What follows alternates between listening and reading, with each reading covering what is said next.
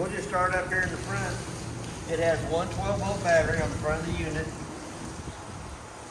It has two 20-pound propane cylinders that are full except for what we use to service the trailer. Your auto regulator showing you red inside the eye. As soon as you would happen to turn this bottle on over here, should pop up to green. There we go. Arrows pointed to this bottle over here, so we're working off of it. If you open up the other cylinder, even though this one over here turns red inside the eye, indicating that the bottle it's pointed to is empty, it'll automatically pick up from the second bottle. Still going to show you red inside the eye that it's empty, the one it's pointed to, but it'll automatically pick up from this one so you don't lose your service in the middle of the night. We have a hookup light for hooking up at nighttime and your up and down button for running the jack up or down. There is also a manual way that you can come in from the top with a manually crank handle and crank that jack up or down. For any reason it won't work off the switch, there is a manual way to do it. We also have the 7-way holder on the side that holds your 7-way cord up off the ground and your 2 chains. We got 2 holes in the bottom of the gas bottle cover, so if you wanted to put a bungee cord underneath the metal rack to hold it in place. But we also have the quick disconnect at the top so that you don't have to take the bottle cover off every time you want to get to the cylinders to turn them on or off. We got our 2 little pretty LED lights up each side. We're going to step to the off-door front compartment, open it up. Inside the off-door compartment, there is a battery disconnect in the upper left-hand corner, so that when you're not using the unit, if you wanted to turn the battery disconnect off, it will save all the 12-volt juice that's in the battery for the next time you want to use it to run it up or down on the jack to put it on or off the vehicle. We also have a solar panel digital readout that tells you how much your solar panel is putting out to the battery. Pretty good sized compartment. Add a lot of little storage stuff inside there.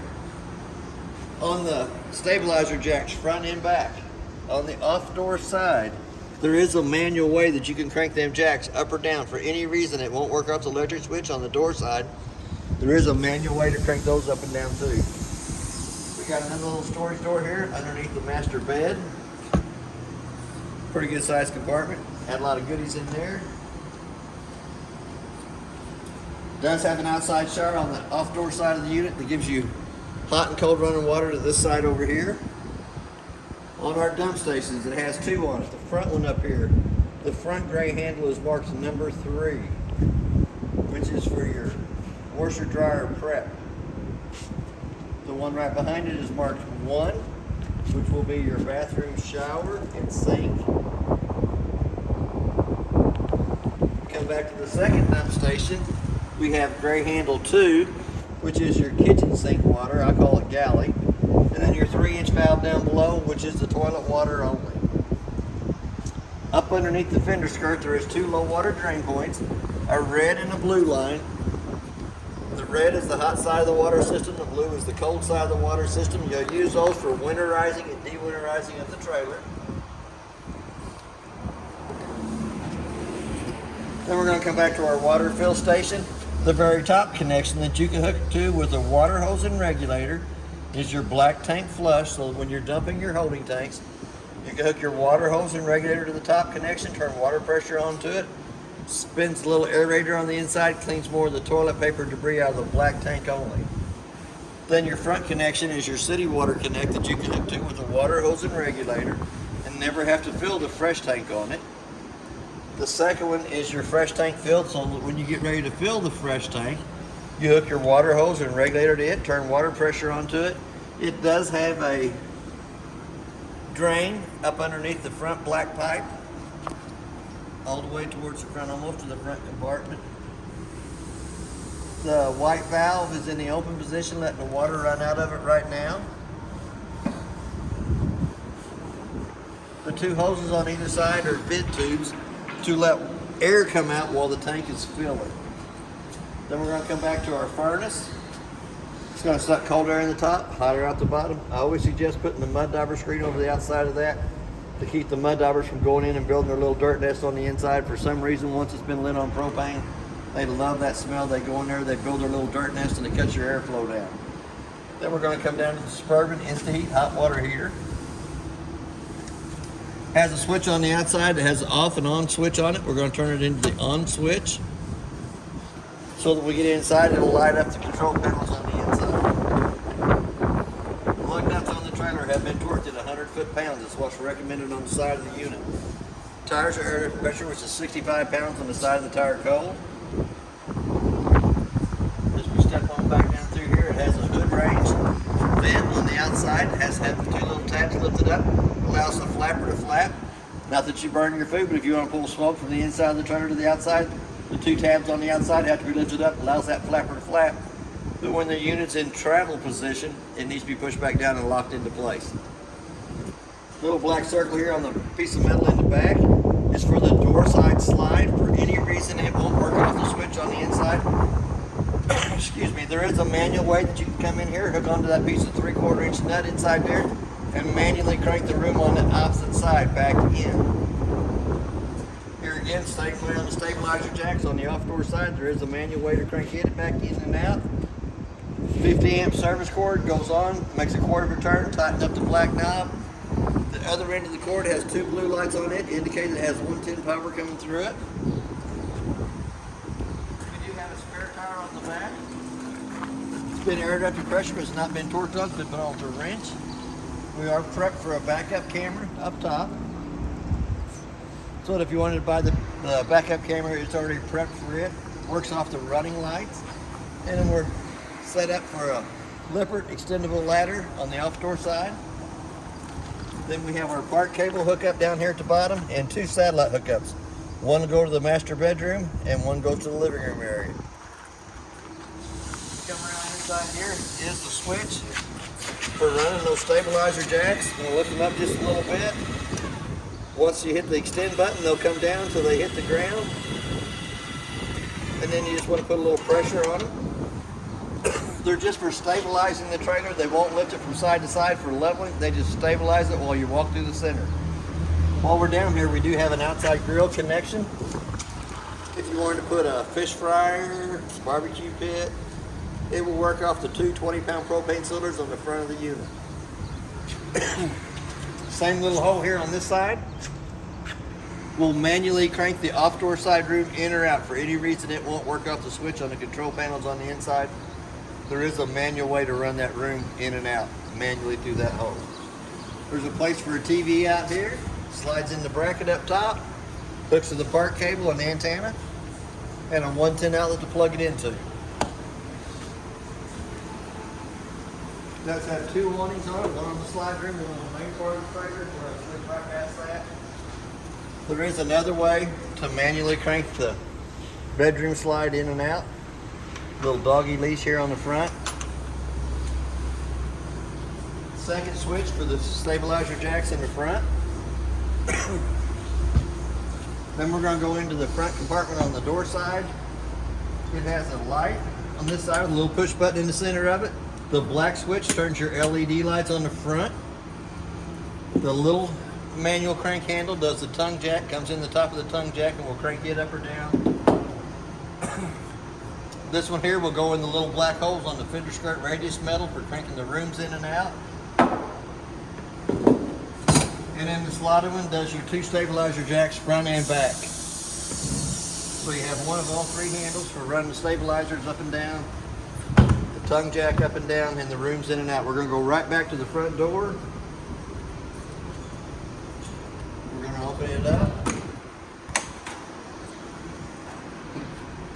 Open the door wide open. A little blue handle on the right side or left side of the steps pulls loose, allows the steps to come out of the door frame. Does have a handle underneath it for holding it. Little push button underneath each one of the legs. 15 to 18 slots in the legs for adjustment. So we're going to let that come out. Come all the way down. The main thing on the steps is it has to be flat in the threshold so that the front door fits over the top of it properly without scraping it. So we're going to open that right back up. We're going to walk into the unit. We're going to come up to the control panel. We're going to check our freshwater tank. Shows you that it's empty. As it fills up, it'll show 1/3, 2/3 full. Once it hits full, I turn the water pressure off, go into the freshwater connection. Battery life showing you fully charged. That's not really accurate. To get an accurate reading of the battery, you need to have the 110 line unplugged and then push the battery button. Black tank 1, which is your toilet water, showing you that it's empty. Same way there, it fills up 1/3, 2/3 full. Black tank 2 does not have the second bathroom on the unit, so the black tank 2 is not used. Gray tank 1 is your bathroom, shower, and sink. Your gray tank 2 is your kitchen sink water, and gray tank 3 is your washer dryer prepped. I left them on a little sticker here on the paper. I'm going to leave it in there so you can see that. We're going to come down to the first red button on the left hand side. Turns the water pump on between the freshwater tank and the faucets. It'll illuminate red when it's in an on position. The second one, it says tank heater, which is your hot water heater. Helps turn it on. When you call for water, it's going to show you a little faucet at the top. It's going to show you a little fan in the middle, and it's going to show you a little flame on the right hand side anytime you call for water. Then you have your up and down arrows for running your temperature up or down. We have the little button here at the bottom that turns it from Fahrenheit to Celsius. If you want it over on Celsius, if it gets over on Celsius, it won't go very high. Just hit that button there, it'll go back to Fahrenheit, and it says it up in the upper right hand corner. On our slide rooms, we're going to go ahead and run them out. The third slide room switch on the right hand side will run the door side slide out.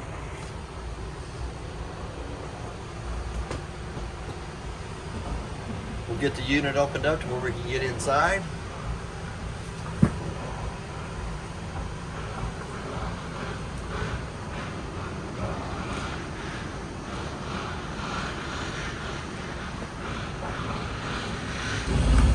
The middle switch takes the off-door side slide room out. And before you run the slide rooms in and out, you always want to make sure that there's nobody parked on the other side or a vehicle up alongside of it close.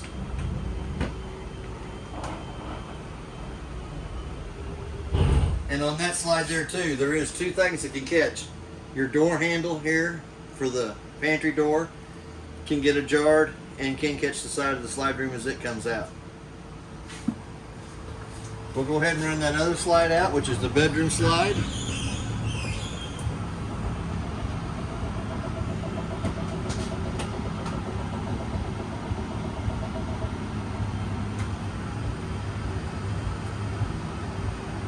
Here again, before you run the slide room out, you want to make sure there's nothing parked up along that side over there.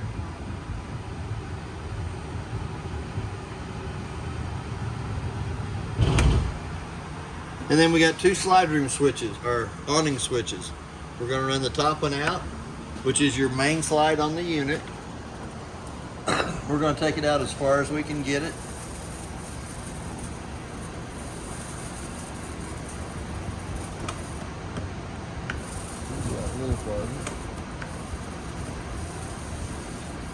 But on each one of the slide rooms, there is a pinch point at your bottom arm that you can pull down against, which put this corner on the back side lower than the front side, which would put the pitch of the rain coming off of it. There's one on all four arms on the awnings. We do have a working fire extinguisher.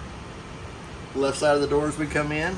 As we step down this side here, we're going to turn the light on for the kitchen table. It has a little push button on the front of it that turns it on. We got the 4 chairs that do have storage up underneath them that'll be strapped to the floor. The lights above the recliners have little push buttons in the center of those for turning them on and off. Little console in the center has a USB port for charging your cell phones. There is a white sticker on each one of the recliners. You do a double tap on it, lights up the cup holder and lights up the lights underneath it. We're going to come back to the couch. Same way in the couch area, the light above it has push buttons in the center to turn it on and off. Since the couch is a bedded area, there is a red handle on either side of the window in the back for a fire escape. We have a USB port on either side of the couch and a 110 outlet to plug into on either side of the couch. The couch is pretty simple. You're going to take your 2 back cushions off. You're going to lift up on the couch. It's going to fold out into a trifold bed. The top of the bed behind the cushions will lay down for making the top part of the bed. It does have a cabinet on either side. Pretty good sized cabinet. Pretty good sized storage. Has 4 storage units above it. We're going to come back over to the entertainment center. The itty bitty remote is for the fireplace. The little red button turns it on and off. You can change the temperature on the fireplace. You can change the color of the rocks. You can change the color of the flames. And you can go from 1 to 5 hours on the fireplace so that it automatically shuts off in case you fall asleep. But you can't run the fireplace while the couch is in the bedded area. Your middle size remote is for the stereo, the sound bar. It's very friendly. Very friendly. It's zones 2, which is your outside speakers, because we don't want to have the speakers cranked up too loud on the inside while we're doing the show and tell. But you can hear them from the outside.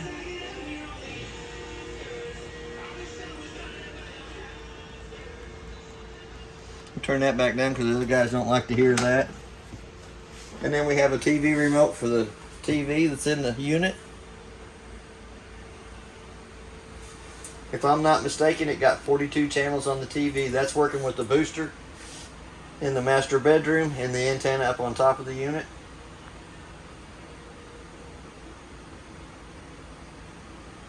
It is a smart TV, so it's got to go through and do its thing. But there is a strap around the TV that holds it in place while it's going up and down the road in travel.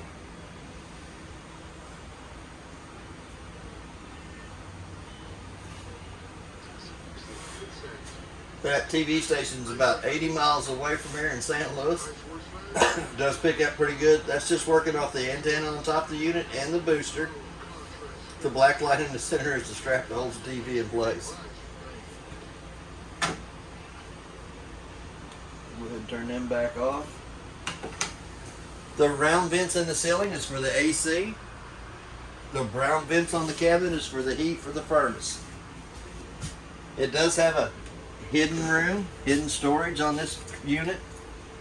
Little handle up here underneath the front side lifts up, allows the door to open. Does have a roller system on the bottom of the door, but it's got quite a bit of storage in behind it. You can put a lot of snacks in there. You can get a lot of snacks in there, and I love my snacks.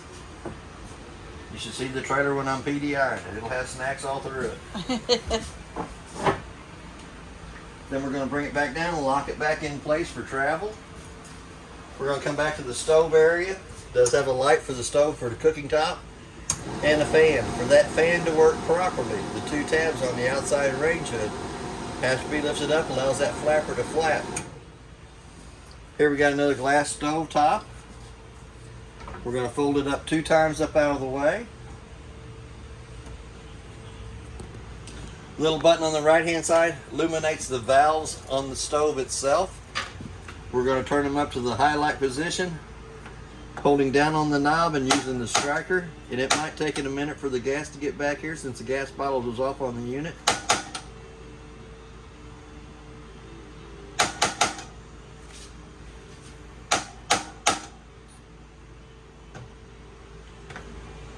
We'll let it run for a minute.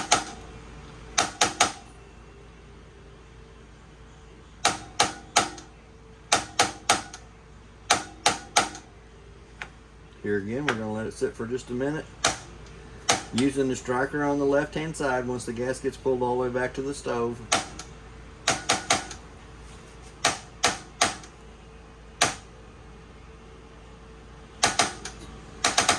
There we go. We're going to hold in on the button, light it, turn the center button on, hold down on it like that. Lights all 3 burners up on top. Anytime the gas valve has gas coming through it, it will have it turn red instead of being blue. So we're going to turn them right back off. We're going to open up the oven. We're going to turn it to where it says pilot on it, using the same striker on the left hand side to light the oven.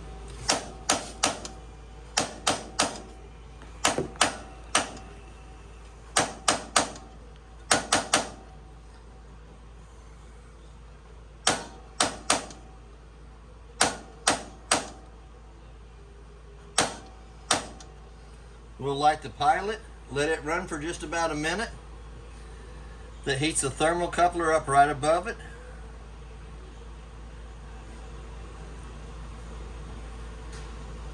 Then you'll dial it up to the temperature you want the oven to come up to. There's no getting a long match or lighter out trying to light the oven anymore. Boy, that's nice. If you turn that button to the down position, you still have the illuminated lights on the valve. It also gives you a light inside the oven so you can see what you're baking. So we'll turn that back up, we'll turn that back off. It does have a drawer down below it for pots and pans. Pretty good sized drawer. Before you lay the glass stove top down, make sure the griddle at the top of the stove is cooled off to the touch of the hand. Before you lay the tempered glass back down, it does have instructions on the glass itself. Do not put pans on glass surface and try to light. Little push button on the right hand side or underneath the microwave. Gives you a 110 outlet and a USB port to the right side of the stove. 2 sets of keys in the unit. The purple key does the lock on the front door lock and deadbolt. The black key does your 2 slam locks on your 2 front compartments, and your 751 key does your outside shower. There is 2 sets of keys for that unit. We're going to go into the top drawer. Most important piece of paper in the whole unit is the information data sheet. It tells you what the item is, who the manufacturer of it is, the model number and serial number of every unit, every appliance that's in this unit. I always call it the most important piece because anytime something goes out when you call for warranty, the first thing they ask you for is a model and serial number of the appliance and who the manufacturer is. All the rest of the paperwork that was found in the unit's in the brown bag. I'm going to lay it right back down in there. 2 more drawers right down below it. Pretty good size storage. Hand towels, extra cooking supplies. Pretty good size storage underneath the kitchen sink. Good place for a trash can. One more here is a double shelf. Lots of storage in the unit. We're going to come back up to the microwave. We'll say hit the clock button, hit 0130. Hit the clock button again to the 2 center rises flashing. The only reason I set the time on the microwave is I can tell if the unit's lost 110 power coming to it, if I'm going away from it, come back to the unit, if it doesn't have the proper time.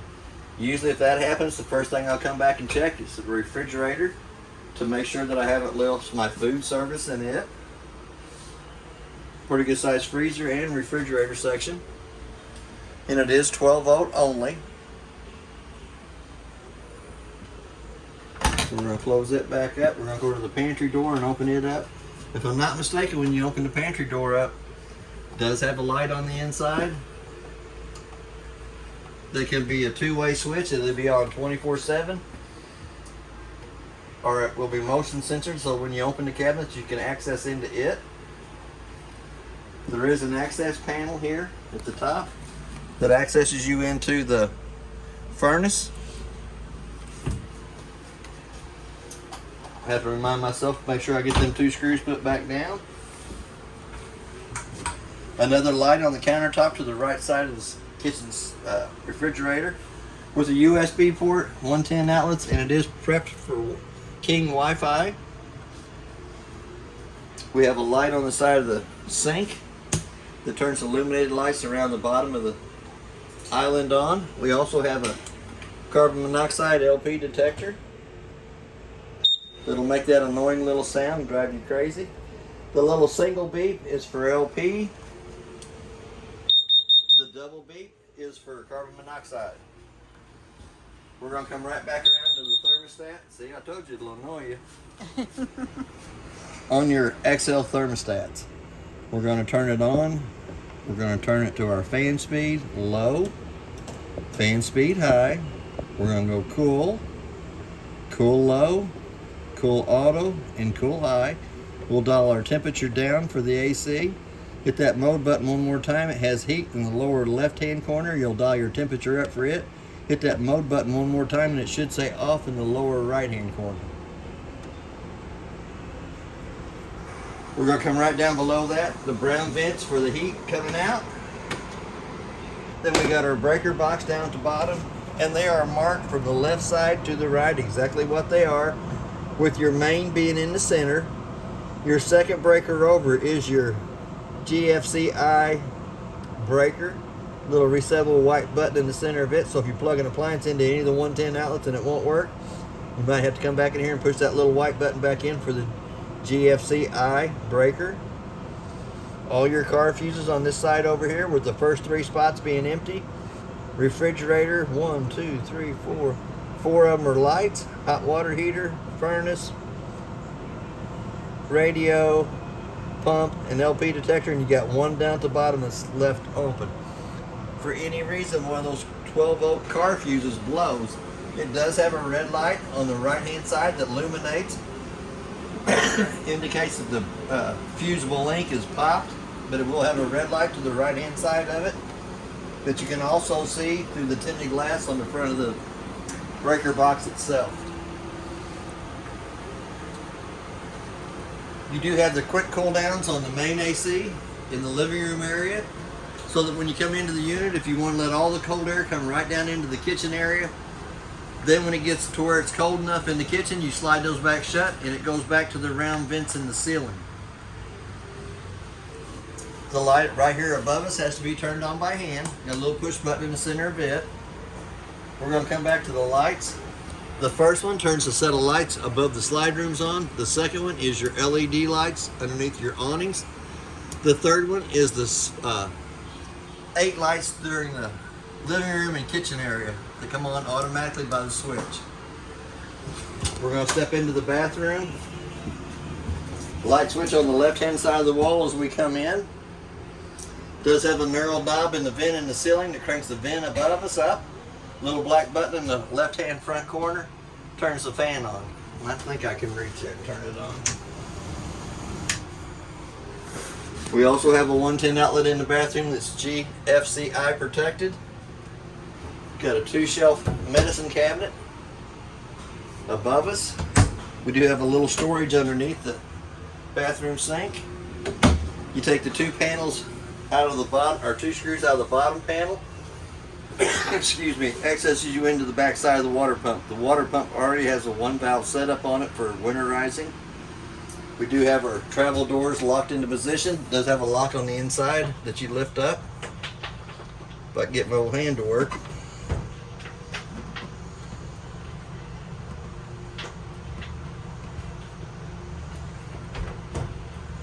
I do know that it opens, but I can't work with my fingers, it's kind of stuck.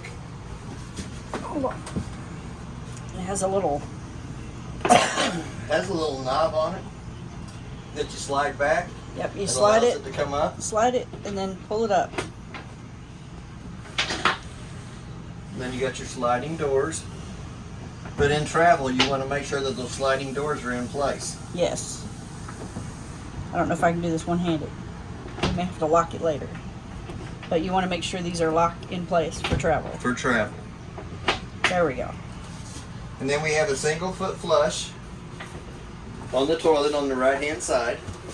Should have directions in the lid. Fill it halfway full of water. Do your business. Fill and dump. Push it halfway there and all the way with your foot. Then we're going to sneak right out of the bathroom. Does have a round vent in the ceiling for bringing AC into the bathroom area. Also has the brown vent on the wall that brings heat into the bathroom area that warms the toilet up. So we're going to slide right on past that. The light switch on the wall turns the 4 lights in the main master bedroom on. The 2 above the bed have to be turned on by hand. They have a little push button inside of it. We also have a 110 outlet and a USB port on the left side of the bed. Right down below that there is a vent that brings heat into the master bedroom area. Did mount your TV mount on the wall.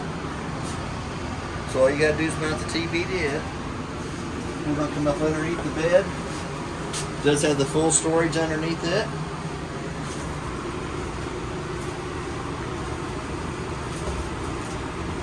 Slide it back down. We're gonna come back to the master bedroom closet. We're gonna open it up.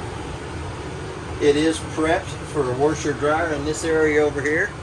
Has the 110 outlet up at the top. The red line is the hot side of the water system. The blue line is the cold side of the water system. The one in the center is your drain for your washer dryer.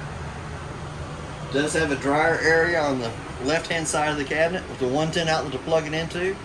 There is a mark on the wall for the vent to vent the dryer to the outside. And these lights in the master bedroom closet are two-way lights. They'll either on 24/7 or they can be motion censored, so when the door comes open, they automatically come on. Quite a bit of storage in the master bedroom closet. Slide the door back shut. Anytime the trailer's in travel, the doors need to be locked into place. They both have a little lock at the top that you can unlock and slide the doors back and forth.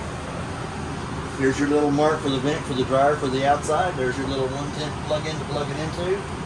And here's your little light switch on the back of the lights that can be used either way, motion censored or on 24/7. We'll go ahead and turn it right back off. We're going to shut it right back up.